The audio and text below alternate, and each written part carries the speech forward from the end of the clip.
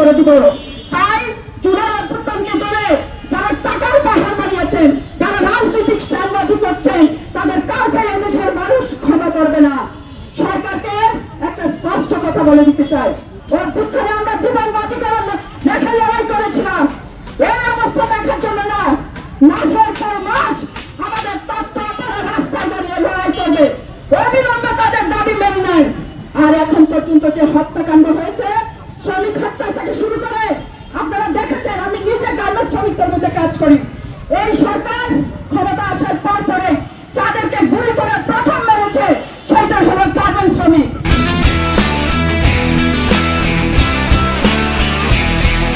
আমাদের মুখ বন্ধ করতে পারবেন, আওয়ামী লীগ ফ্যাসিবাদ আমাদের মুখ বন্ধ করতে পারে নাই, স্বৈরতন্ত্র আমাদেরকে দমায় দিতে পারে নাই, আপনারা পারবেন না।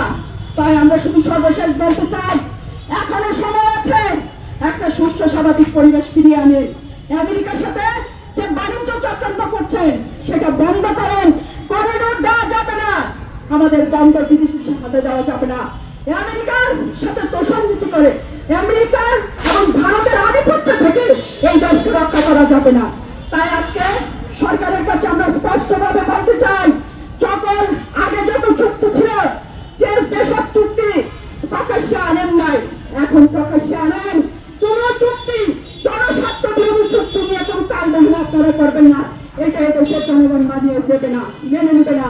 তাই এখানে আমরা মা ও মেয়েরা দাঁড়িয়েছি, 27 তারিখ দাঁড়িয়েছিলাম গত বছর, আজকে সেইটার স্মরণে আমরা দাঁড়িয়েছি।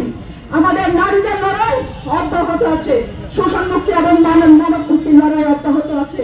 আমাদের লড়াই অব্যাহত রাখবো, সে আশাবাদ ব্যক্ত করে সকলকে ধন্যবাদ জানিয়ে আমি আমার বক্তব্য এখানে শেষ করছি।